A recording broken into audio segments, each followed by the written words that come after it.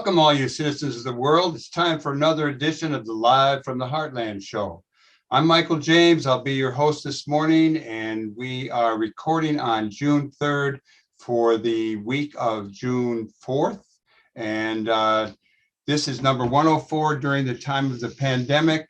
And we're going to have an old friend, Alan Siegel, who's been working on a film about the assassination of Malcolm X for a number of years. He's getting close to the finish line, and we'll see what's happening with the film.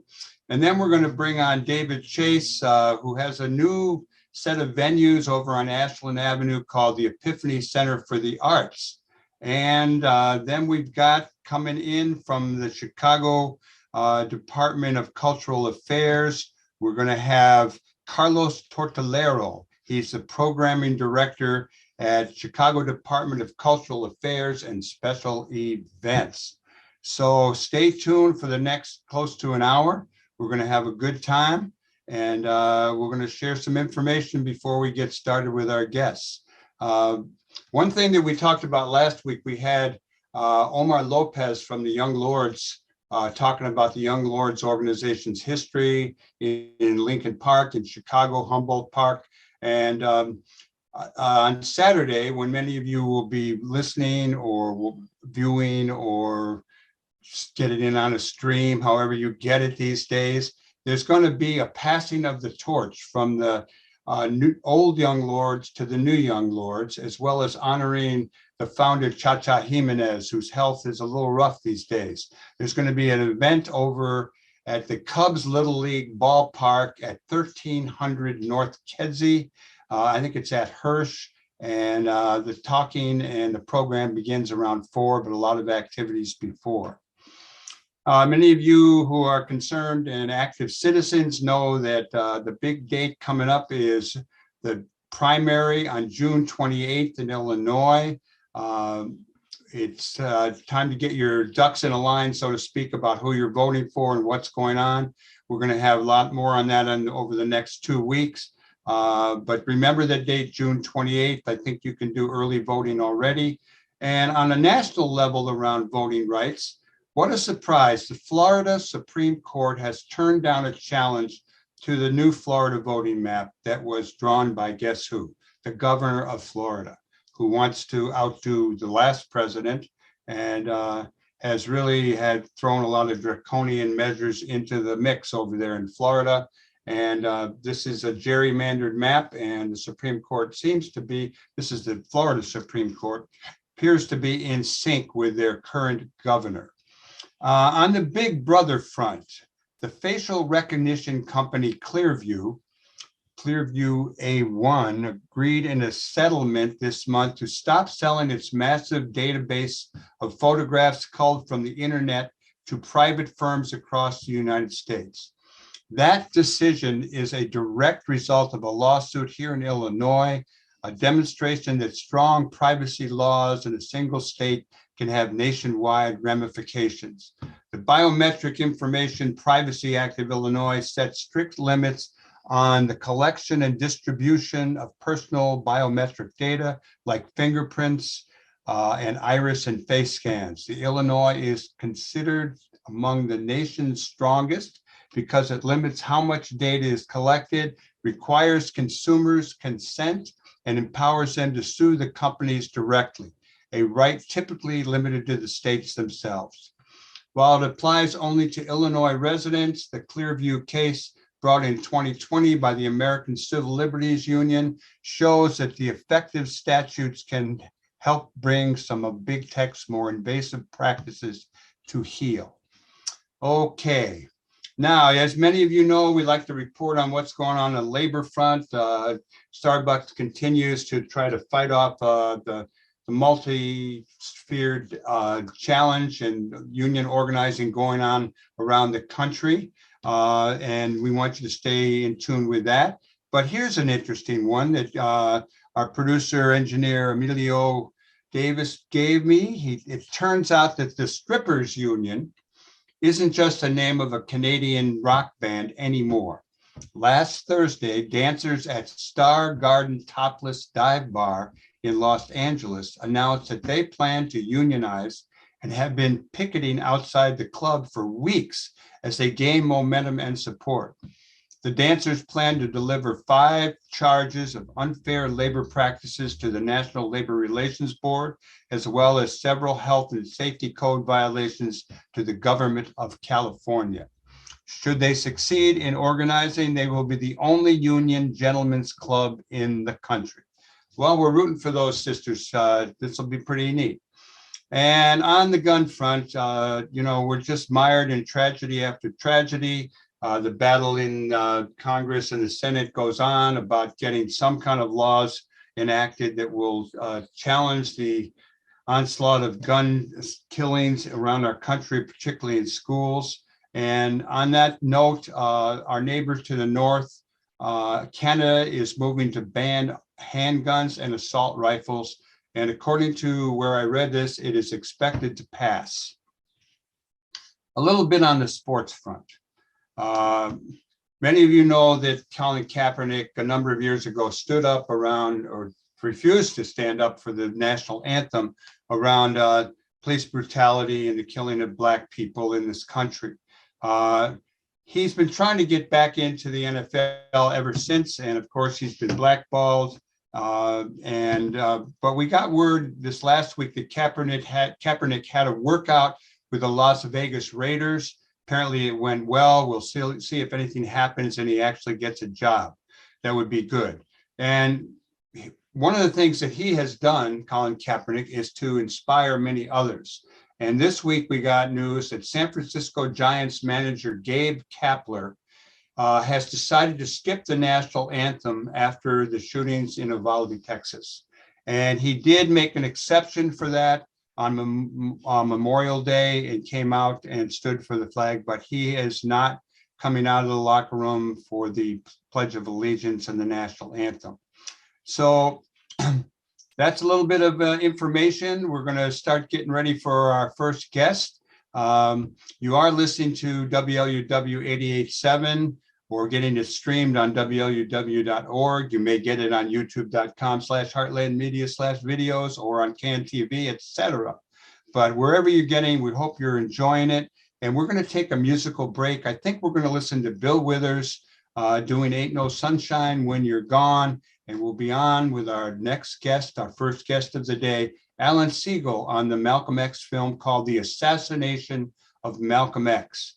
And we're going to ask him a lot of stuff about the film and about Malcolm X. So we'll be right back after a little bit of Bill Withers, Ain't No Sunshine When You're Gone. About me. I woke up this morning and figured I'd call you in case I'm not here tomorrow. I'm hoping that I can borrow a peace of mind. I'm behind on what's really important. My mind is really distorted. I find nothing but trouble in my life. I'm fortunate you believe in a dream. This orphanage we call a ghetto is quite a routine. And last night was just another distraction or a reaction of what we consider madness. I know exactly what happened. You ran outside when you heard my brother cry for help. Held him like a newborn baby and made him feel like everything was alright. Welcome back to the Live from the Heartland show. It's for the week of June 4th. I'm Michael James, and we want to thank Bill Withers for that song. I remember meeting Bill Withers very briefly in Oakland, California. He was hanging out in a bar downstairs from where I lived. And we've always loved his music, and we used this as a way to introduce our next guest, because the subject of our next guest's film is someone we miss greatly, would be Malcolm X. So we welcome Alan Siegel, the filmmaker, who we've known for many, many years. And we've known that along the way, you've been working on a film about Malcolm X. So good morning to you, wherever you are. I think you're in New York. You're not in, where else do you hang out? You hang out in London, you hang out in other parts of Budapest. Where are you today? I'm in New York today. Ah, great New York, city of my birth. Mine too. So you're got a hold of me because you've been working on this film, and I know that you've been working on it because my son David Libman and my good pal Peter Kuttner have shot some footage for it over the years. Give us a little progress report after you tell us what it's all about.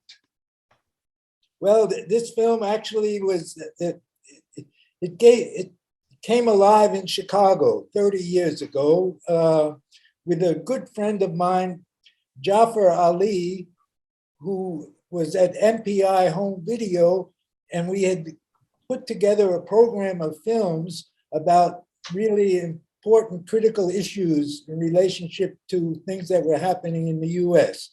So we did a film about the Iraq War. We did another film about Hiroshima and Nagasaki. And the third film on our agenda was about the assassination of Malcolm X, okay? And we started it in Chicago. The film, the idea of the film was not to do a biography about Malcolm X, because there are many fine films that have already been done about Malcolm X, starting with Spike Lee's film on Malcolm X. This film was about the assassination. Who killed Malcolm and why, okay? That's the focus of the film. And it really concentrates on this final year in Malcolm's life, okay? Which was when he was like really, his whole political agenda was rapidly expanding. And that's what the film concentrates on.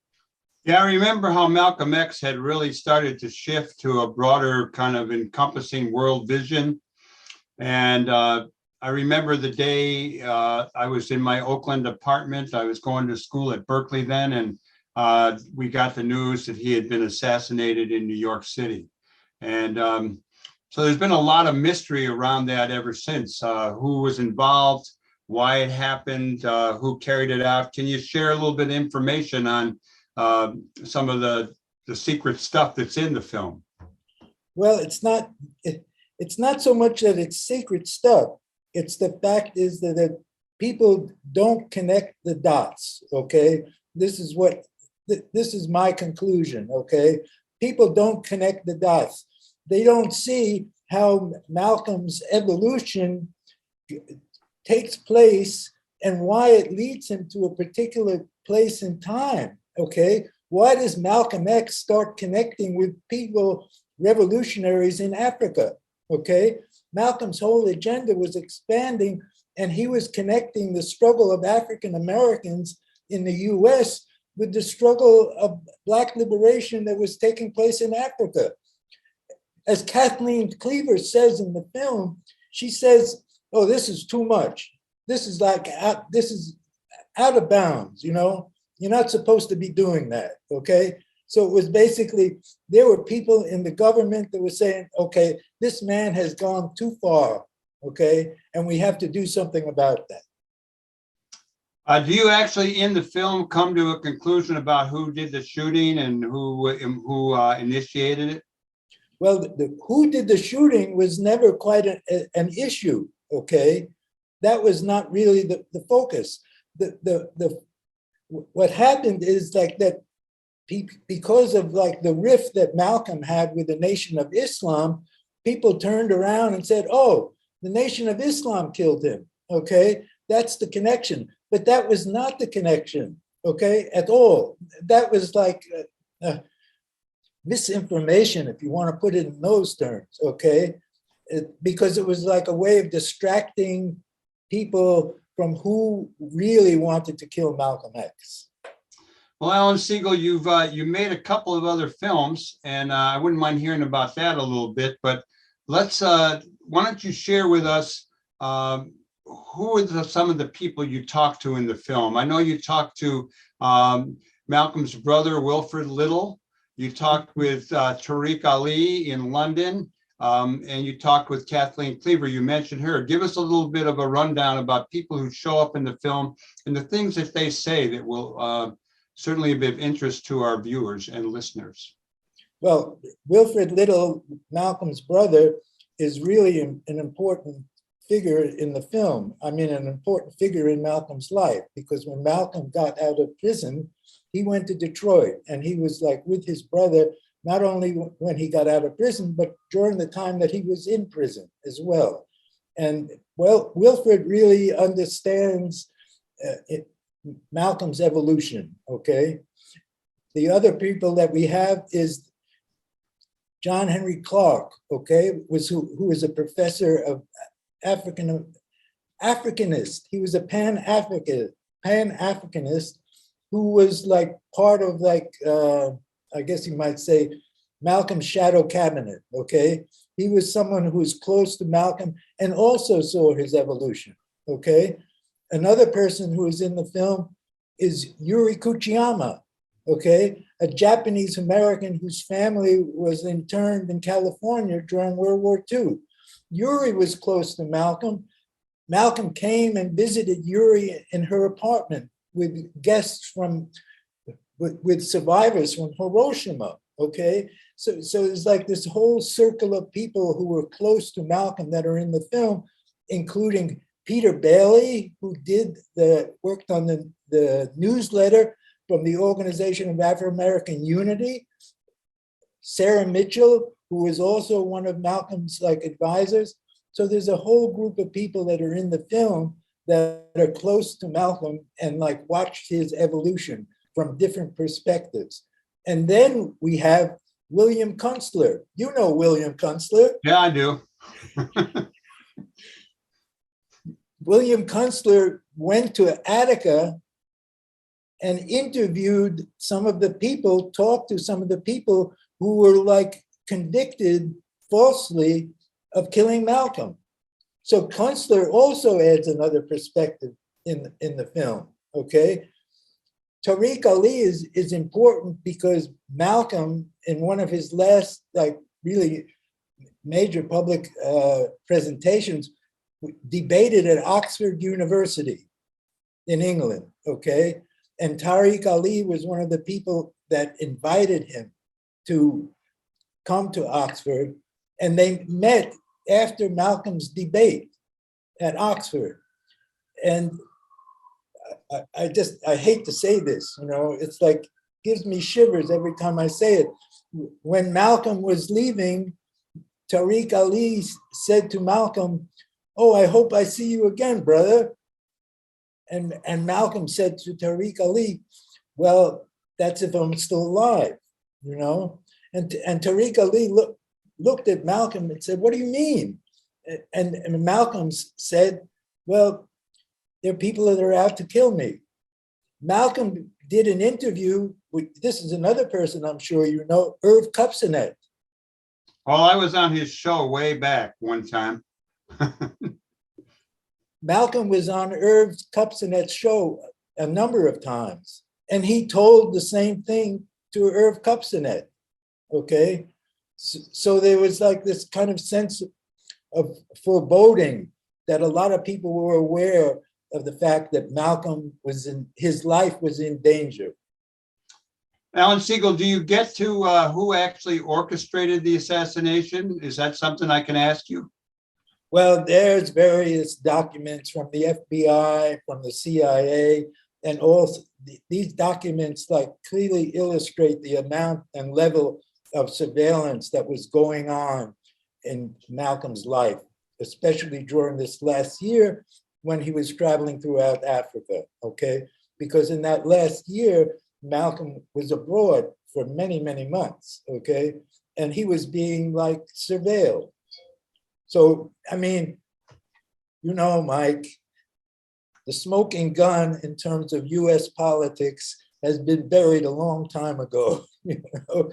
We're never going to really find a lot of the evidence that we would be looking for, but there's all kinds of more than just circumstantial evidence in terms of who is following Malcolm. You provided us with a clip from the film, and I think it's about 3 minutes long. And I just got a signal from Emilio Davis, our producer and engineer, and he said it's about halftime of this interview. So it's time to look at this clip. So everybody get ready. You'll either hear it or you'll see it, depending on how you're getting it. And we'll be right back after we watch and listen to this clip from the movie, The Assassination of Malcolm X, being made by our pal, Alan Siegel. Be right back.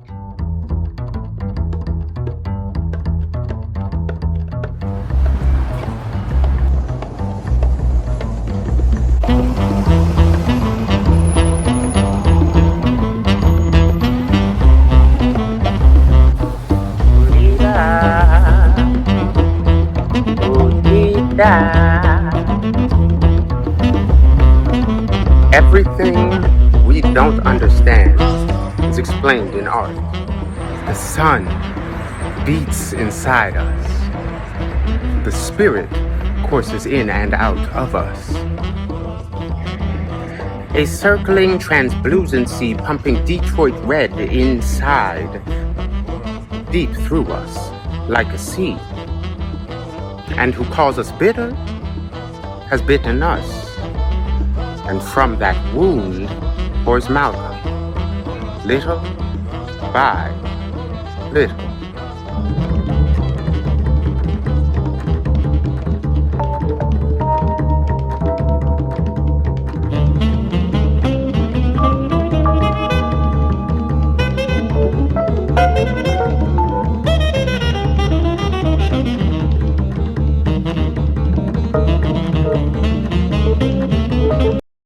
We don't advocate violence, but our people have been the constant victims of brutality on the part of America's racists, and the government has found itself either unwilling or unable to do anything about it.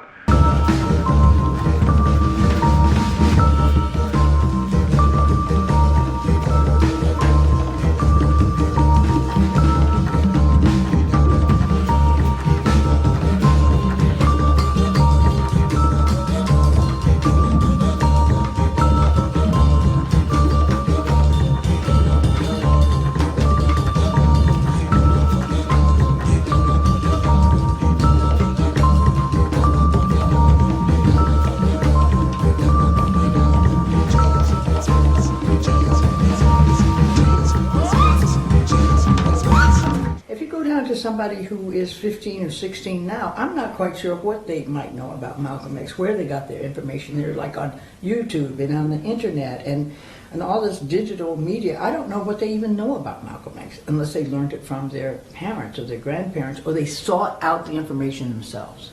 I think the people with the X's and over commercializing Malcolm and his T-shirts and without reading a single book on Malcolm or trying to understand anything about him, are spreading confusion and doing a disservice. He was the kind of a person that you couldn't just put in one box and say, this is Malcolm. I think that the people who assassinated Malcolm X were working for the United States government. They felt threatened by Malcolm because they could see that he was forming coalitions in Africa and Asia and other places that could be a threat to them, that would pull the cover off of some of their activities. We're back. We're back for more Live from the Heartland. We're here with Alan Siegel, a filmmaker. He's been around for a number of years, did a lot of film work with newsreel. And I'll ask you a little bit about that. But first, Alan, tell us about what we just saw or listened to, depending on where we're getting the program. Well, what you saw in the beginning was like some of the great murals that are in Chicago, okay? That's what we saw at the beginning. And it kind of leads us into like establishing a context for what the film is about and giving us a brief background of Malcolm's biography and the political aspects that influenced his life, okay? So the film, once it starts to get into the real substance of Malcolm's evolution, starts actually in Tulsa, Oklahoma, okay?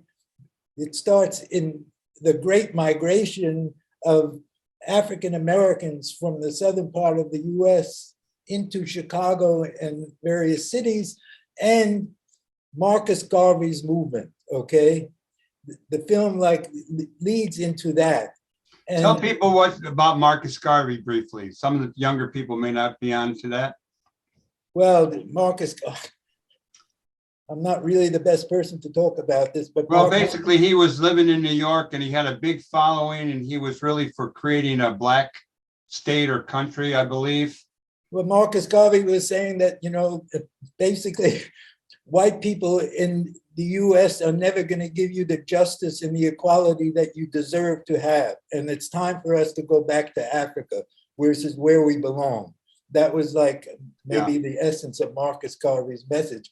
And Malcolm's family was embedded in that message, okay? His mother and his father were both activists in the Marcus Garvey movement. So Malcolm grew up with that influence. Tell us why this film is important now. You know, you've been working on it for 30 years. You're getting close to the finish line. Why now have you picked it up again to finish it? And why is it important? The film is important because it, like, for me personally, it brings to the forefront a man whose ideas and whose politics was like constantly being like pushed to the side or constantly being misrepresented. It demonstrates a kind of like the criminality of social consciousness that takes place in the mass media in this country in terms of the way that leaders that you and I and other people respect are misrepresented and distorted in the public media.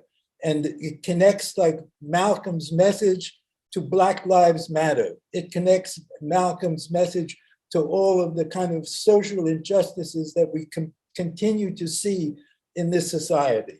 Alan Siegel, if some people wanted to help bring this to the finish line, what do you got going on? Well, we have like a crowdfunding campaign, which is going to help us get to that finish line. I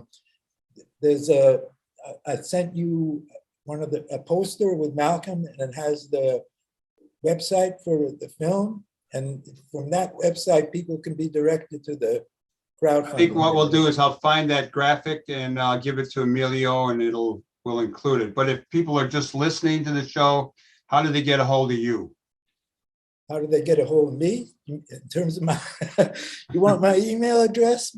Yeah, that'd be a good way, unless you have a website on this? Yeah, there's a website. What is the website? The website is amxdoc, one word, amxdoc.org. When do you think, have you shot all the film already? Are you now in an editing process? Where are you at with this film? The film is almost all done. The film is about 2 hours long, okay? And it includes, most of the footage has all been shot, okay? The only thing that's missing is poetry, okay? Poetry is like a critical element in this film because instead of talking heads, poetry describes a lot of the political processes that were taking place in the US and the way people were able to talk about those processes, starting with the Great Migration. So you're looking for poets, or you got people in mind? How are you going to do that? We have the poets. The poets are there. I mean, there's a rich history, a rich literature of African-American poetry that describes all of these different moments in time. So we have the poems, and we've already recorded some of the poetry, okay? So a little boost from some listeners and people around the country, and this thing will be available by Christmas. What do you think? I think it'll be available by Christmas. That's what we're shooting for. That's good. We're talking about the assassination of Malcolm X. And we've been talking with filmmaker Alan Siegel. One more time on the other films that you made. You mentioned 2 at the beginning, and this would be a 3rd that you want to get done. One on Iraq? You tell me. Well, on the film called Lifting the Fog, Intrigue in the Middle East, which started out about the Iraq War, the first Iraq War, and then developed into a whole history of the Middle East and the struggle which is taking place in Palestine now, okay? That was one film, and the other film is the bombing of Hiroshima and Nagasaki, which is about how the atomic bomb was created, why, and why it was used, okay? And these films are available online? They're available from Amazon, actually. Uh-huh. Well, good. I hope Amazon does well by you on this one. We're rooting for you. This is good, and I'm really glad that some of the work that my pal Peter Cutner, my son David Libman will show up in this film. And we're going to be paying attention to all of the stuff that you've been doing, Alan, and look forward to seeing you next time you're in Chicago or we're in New York. Okay, Mike, thank you so much for having me. This is really great, and it's great to see that you're doing this. Well, it's fun. We've been having a good time doing this show. It's been around for about 22 years with me and Katie Hogan and Barry and Tom Clark. Various people have done it. Right now, I'm at the helm, and I look forward to bringing people a lot more interesting information on films like the one you're working on, The Assassination of Malcolm X, a soon-to-be available film by Alan Siegel. Thanks a lot, brother. Thank you too, brother. Thank And you, Emilio. All you people out there, stay tuned. You're listening to Live from the Heartland. You may be watching it. We're going to take a musical break. We're going to listen to John Denver, a little tune called Sunshine on My Shoulder, which was requested by our next guest, David Chase of the Epiphany Center for the Arts. We'll be right back with more Live from the Heartland here on the left end of your dial. On my shoulders makes me happy.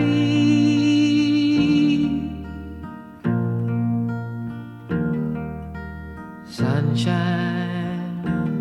in my eyes can make me cry.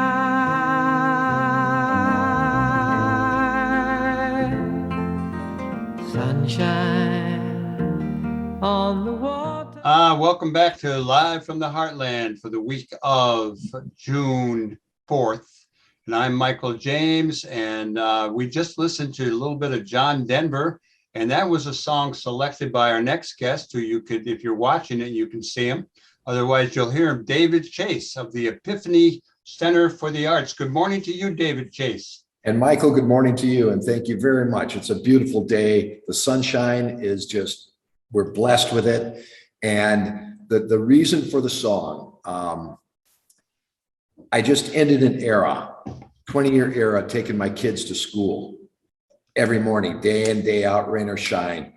And if there was one thing that I could encapsulate to have brought to them, is the message in that song. If there's one thing I could give to you, it'd be a day like today. And may everyone be blessed with a day like today. It is gorgeous, Michael.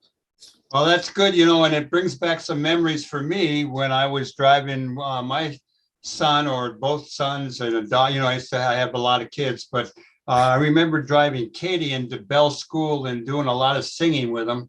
Wop, babaloo, wop, bam, boom. You still probably remember some of them. I used to drive my son Jesse, who's my oldest kid. But whenever I started singing, he would start singing on something else. So we didn't quite get in harmony, but it's an honor driving kids to school. It is. And to piggyback on that briefly, and I won't disturb the ears of our guests, but my version of Sunshine on the Shoulders was nowhere near that of John Denver. It was intentionally off key and very quirky. And my kids would giggle and laugh and say, stop, stop, stop, please. And it wasn't until 2 years ago that Augie, my youngest, heard John Denver's song on the radio and said, wait a minute, that's my dad's song. Nice. And I have a grandson named Augie too. Yeah. So we got a lot in common. One thing that we have in common is you have opened up a multifaceted space down there at 201 South Ashland in the old Church of the Epiphany. Give us some story about this place. The church itself, I think there were rallies and memorials for Fred Hampton, Emmett Till there. It's a storied church. Somehow you and your wife have come upon this, and it's now under your guidance. You got 42,000 square feet. Give us an overview about what you have, what led you to this place, and what you're doing with it. All right. Well, first of all, we have a saying here at Epiphany, which there is an ever-present spirit. Okay. And our goal is to bring Chicago together for the good of art, entertainment, and events. However, that started now coming up on 26 years ago. We didn't just happen to walk in here recently in the last decade. My wife and I were married here October 5th of 1996. And that's where this entire legacy began. In fact, we moved into the West Loop just before then. We own a building across the street, and it was the wedding bell, the church bells that would wake us up in the morning. And my wife said, hey, how about we talk to them about getting married there? The Church of the Epiphany is on a National Register of Historic Places. It's also landmarked. However, what made it incredibly unique and what we've carried forward is that it was a very open church. It was open to all walks of life. It didn't matter if you were male, female, white, black, part of the LGBT community or disability culture. And we carried those very important elements forward in our art programming. We have 8 visual art galleries here, 4 live entertainment venues, a cafe bar, which is what I am sitting in, an outdoor terrace and courtyard. And pretty much any room or the entire place can be rented for private events. And our programming supports exactly what I just mentioned. People of color, the LGBTQ community, disability culture, and women. And that is what we focus on. And our goal is to bring Chicago together for the good of art, entertainment, and events. Well, let's go into some detail on some of this. You got a restaurant over there, right? Yes, we do. What do you serve? What kind of food do you got over there? Listen, it pales in comparison to what you had in Heartland, guaranteed. However, well, the Heartland Cafe had a big menu too. You know, that's why it was slow getting the food out. But anyhow. Well, listen, and so we have Cajun shrimp. We have barbacoa tacos. We have Thai lettuce wrap. We have vegetarian pot stickers, which everybody loves. We also have, everybody needs a little bit of mac and cheese in their menu. And then we also have both vegetarian shrimp and beef empanadas. And I'm sure I'm missing something. It's a small menu. Although our focus is right now on the visual and performing arts, I ultimately want to develop the culinary arts. And we're now working with a number of people to elevate our food experience here. So is the food served just during when you have musical events, or is it the restaurant part open other times? We're open from 5 o'clock on Wednesday through Saturday for what's called Golden Hour. During Golden Hour, we have free entertainment that complements our live performances up in one of our live music venues called the Sanctuary. It's a cabaret style space. Our primary focus is on jazz and blues. And so the cafe bar is open to the public. The entertainment in our courtyard and our cafe is free, and that's followed by paid entertainment upstairs. And so our menu is designed specifically for the art and entertainment crowd. All catering is done through our catering partners for live events and things such as that. So you have an outdoor patio. We have an outdoor patio. It seats about 50 and a courtyard that, another plenty more. Yeah. And well, let's, you've got all these music venue spaces there. They got different names, and who you got booked in? Anything coming up that people want to know about? Well, one thing I really want to focus on today is our blues series. So here in connection with Blues Fest, we are kicking off our Summer of 22 blues series. In fact, it kicks off tonight with Eric Noden in the cafe in the courtyard for Golden Hour. That's free admission, followed by New Blue Band up in the Sanctuary, which is our cabaret style. Cap is about 90 to 100 people. And then we have a lineup of 10 other gigs and performances between the Golden Hour and the Sanctuary, including Lynn Orman's, Wynn Knoll, and Jeff Grossberg's Chicago Blues Review. We have Jose Ramirez coming back. Bear Williams will be performing with us. Wynn Knoll and the Rockin' Souls with special guest legendary Mary Lane. And that, through Lynn, actually leads to an art exhibition that we have of photos of women in blues that'll be adjacent to the Sanctuary for people to come in and enjoy our free art as well. You're really lucky to have Lynn Orman involved with you. Many of the people who watch or listen to this show know that she's our music producer. And over the years, we have had numbers and numbers of wonderful musicians, a lot of blues musicians, Muddy Waters' sons. Lynn is something else. And she has a really nice exhibit that she put together called Women in the Blues.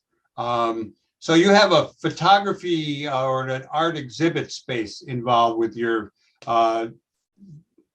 Ponderosa. Oh yeah, we have eight art galleries here, and beginning well, one of and my director of visual arts, Aaron Baker, is phenomenal. So our art galleries, when people arrive at Epiphany, we encourage them to explore and discover Epiphany.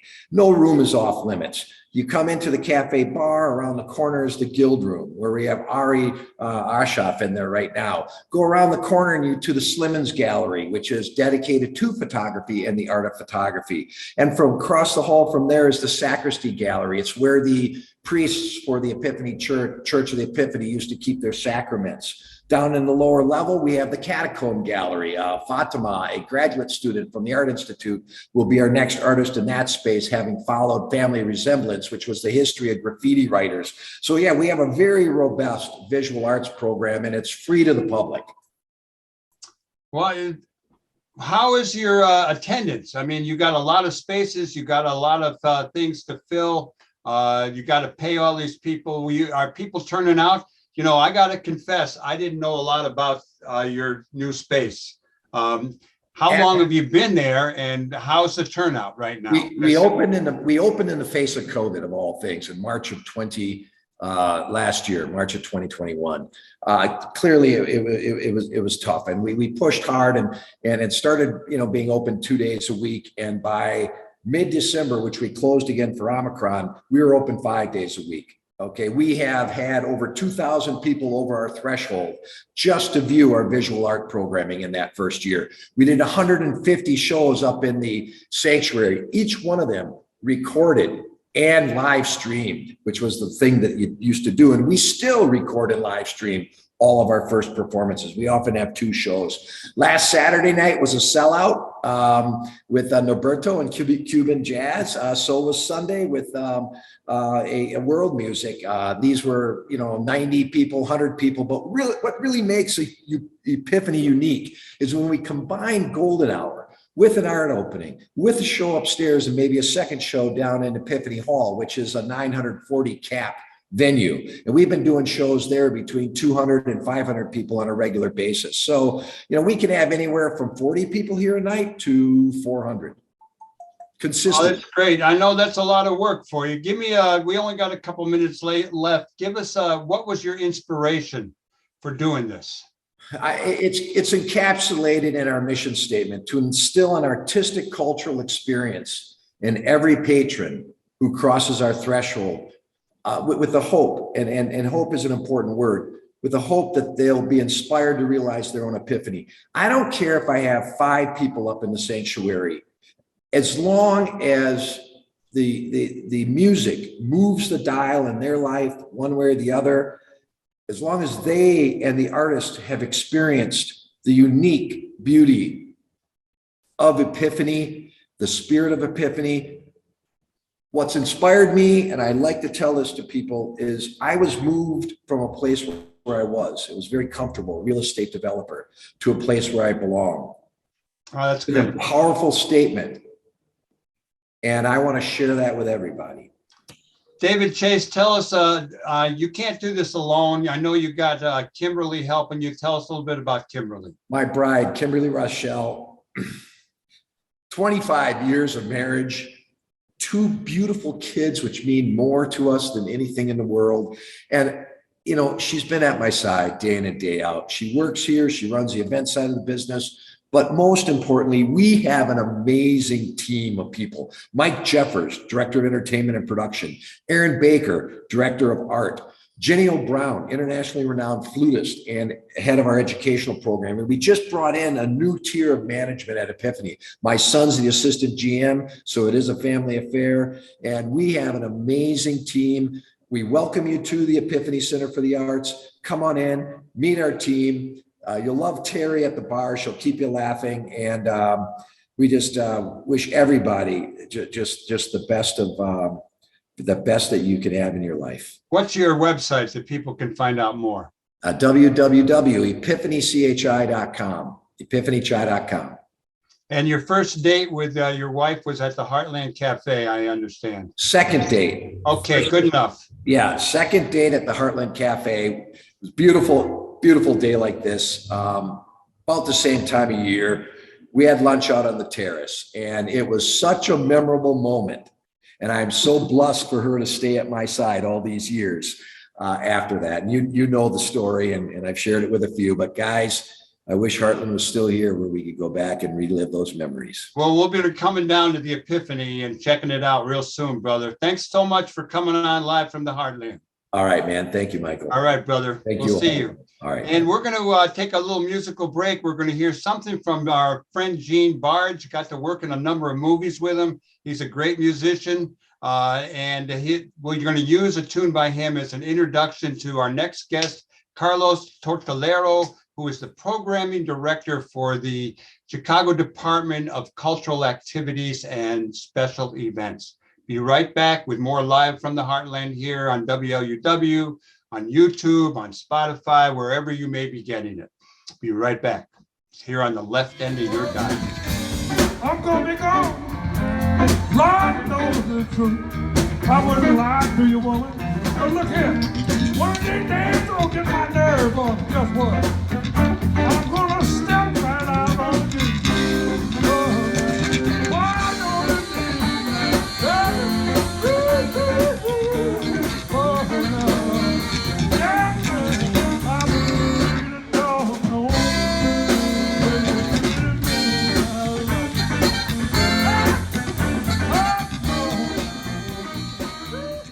We're back with more live from the Heartland. I'm Michael James, and that was Gene Barge you were listening to. And I had the honor of working with Gene Barge in a number of films. We both have showed up over and over in Andy Davis's films. Gene is quite a performer, and we're so glad to hear his music, and we're glad that we can now meet our next guest, Carlos Tortolero, from the Chicago Department of Cultural Activities and Special Events. He's been on the show once before, a few years back. Good morning to you, Carlos. Good morning. Thanks for having me. Thanks for showing up. Well, you got a lot on your plate. My understanding is that you are the main booker for the Blues Festival, probably some other wonderful events that the city puts on. So tell us a little bit about what you do and what what DCASE, or the Chicago Department of Cultural Affairs and Special Events, does for the citizens of Chicago. Well, the Department of Cultural Affairs and Special Events is the city's arts agency. And in addition to presenting numerous events and festivals throughout the year, we're also permitting and supporting a lot of artists and organizations via grants. So there's many functions at DCASE. I'm blessed with the opportunity to be able to be a programmer for the Department of Cultural Affairs and Special Events. And in that role, I program the annual Chicago Blues Festival, World Music Festival Chicago with my colleague David Chavez, as well as concerts at Millennium Park as part of a Millennium Park music series. So it's an amazing opportunity to obviously showcase the great talent that we have here in the city of Chicago. And obviously I'm excited about next week's Blues Festival. Well, why don't you tell us a little bit about that, but first tell us how you got involved in this world, how you ended up being a music booker for a big time city like Chicago. Well, I first started out programming another city event, another beloved series called Chicago Summer Dance, which takes place all summer long. It's a citywide event that showcases a wide breadth of various dances, and it's paired with music. So I had the ability to book a lot of different things, from ballroom music to global music to big band jazz to everything you could think of under the sun that was danceable. And in that role, I sort of like, evolved and continued to amass duties within the department. And after the departure of longtime director Barry Dolans and my colleague Janine Mosley Braun, we given a platform to be able to take that on, and blessed to be in that position. Are you a musician yourself? I know. I'm what you call a crate digger. I'm a collector. I love vinyl. Definitely a music fan. But in terms of what I practiced as an art growing up, it was a theater background. So I got very knowledgeable about stage production and how to like put on a show, essentially. And that's basically a large bulk of my job is producing and putting on a big show for the city of Chicago. Carlos, did you grow up here in Chicago? I did. I'm from the lower southeast side originally. What high school? Well, I went to a private school called the Latin School of Chicago on the Gold Coast. And I talked to some Latin school kids not too long ago. Well, a couple of years ago. Well, let's get into some detail on the Blues Fest, because it's really a signature event here in Chicago. A lot of wonderful musicians, younger guys and girls coming on, as well as some, people been around for a while. Give us an overview of maybe the Blues Festival's history and what you got in store for us this year. Well, obviously, the Blues Festival is an iconic festival. It's the biggest blues festival in the world. And it started in 1984 under Lois Weisberg and what was then the Mayor's Office of Special Events. And, it's had a long history, and it's been produced in different locations throughout the city. Obviously, the Petrillo Bandshell in Grand Park for many years, and now at Millennium Park. I think what's new about this year's festival is how much activity we're producing in the neighborhoods, particularly in Bronzeville and in Austin. And in many ways, we've come full circle in returning blues music to the neighborhoods where they originated in the city. And as you know, there's a distinct West Side blues sound coupled with a very distinct South Side blues sound. And in producing our Taste of Chicago featuring Soul City Blues in Austin, we tried to obviously book artists that tailor to that sound, to that aesthetic. Many of the artists are actually from the neighborhood, grew up just around the corner from where we're producing the event. And similar with Bronzeville, obviously we're showcasing a huge Mud Morganfield set with special guests. And same thing, a lot of the artists that are booked on that schedule have a connection to the Bronzeville community, to the South Side. And I think it's important that we're not only doing events, obviously, downtown in amazing forums like Millennium Park, but we're also bringing it to the neighborhoods, especially historic blues neighborhoods. No, I like that. I think that's great. So you got an event in Austin. What's the date on that? And then one in Bronzeville. What's that date? So the Soul City Blues event is Saturday, June 11th from 12 to 8. It's at 5720 West Chicago Avenue. It's on a strip known as the Soul City Quarter, hence Soul City Blues. And what's amazing about this year is we're working with the Taste of Chicago folks to bring together those brands. And in addition to having all day programming of blues music, we're going to have some amazing food vendors from the neighborhood. So should be a great event, and very much proud of what we accomplished with that. And then in Bronzeville, we're going to be in Armstrong Park, Armstrong, Lily, and Hardin Park, named after obviously Louis Armstrong, her husband. And it's an amazing opportunity to produce, again, all-day blues music in a public park. And we're working with the Bronzeville Blues Collaborative, which is a collection of nonprofits and organizations in the Bronzeville community that are dedicated to producing blues music year round. So we're working with folks like Chicago Blues Revival, the Muddy Waters Mojo Museum, Urban Juncture, Haven Studio, a lot of different folks coming together to produce an amazing community event, again, with all day blues music and crafting a narrative that definitely honors the Muddy Waters legacy. On Wednesday, June 8th, they're rededicating Muddy Waters Drive and putting up brand new placards and signage to acknowledge, obviously, the important contributions of Muddy Waters to blues music, to the city of Chicago. So this Bronzeville Blues event is sort of like a culminating event of this neighborhood activity that is starting earlier in the week with that rededication. Well, I've got a picture I took of Muddy Waters and James Cotton that I'm going to give to Emilio so he can flash it on the screen. We've got a couple minutes left. Now, I understand that there's a special event for Gene Barge. We came in with some Gene Barge music. I told people I worked in a lot of films with Gene. He's a wonderful guy. Tell us about what you got going on with Gene Barge. So what's very unique about this year's festival is all the tributes that we have for legendary, esteemed blues artist, and Gene Barge is one of the notable figures that will be honored. So on Saturday, June 11th at the J. Pritzker Pavilion, we're going to have 3 soul legends acknowledged: Cicero Blake, Willie Henderson, and Gene Barge.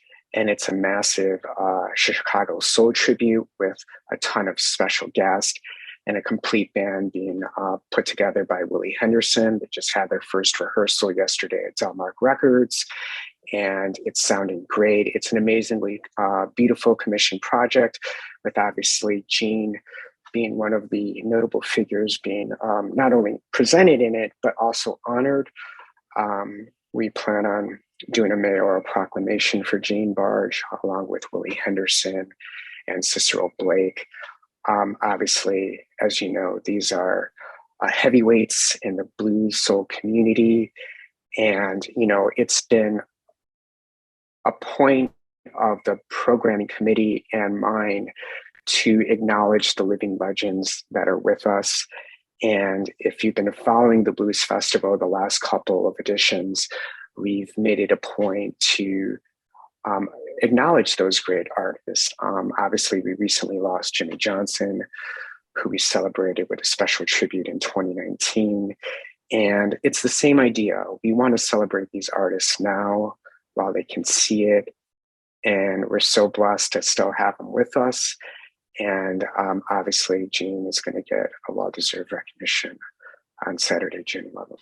Carlos Tortolero, it's great having you on the show. You're filling us in with a lot of good information, and we invite you back whenever you've got something you want to share with the masses who are listening in or watching. Can you give us a website that people can go to and get all this information and peruse it at their will? Yes, go to chicagobluesfestival.us. Thank you, brother. Thank you. Great job. We really appreciate it. You are listening to the Live from the Heartland show, and that's it for our guests. Next week, we're going to have Clem Balanoff talking politics. We're going to have Fritz Cahey, the Cook County Assessor, talking to us about why that's an important race to pay attention to. We'd like to, in memoriam, all those who have died in the senseless Russian invasion of the Ukraine and all those killed by senseless gun violence everywhere. We're going to listen to more Gene Barge going out. And I want to let you all know that you've been listening or watching Live from the Heartland. We're broadcast every Saturday morning, 9 to 10 a.m. Central on WLUW 88.7 or WLUW.org. And we want to let you know that you can get it on Spotify, you can get it on Google Podcasts, you can get it on Can TV and YouTube.com/heartlandmedia/videos anytime you want. Thanks to Katie Hogan, Tom Clark, Imani Warren, Louis Mejia, Lynn Orman Weiss, and especially Emilio Davis. Do good in the world. The world needs all the good that you do. All power to the people. See you next week.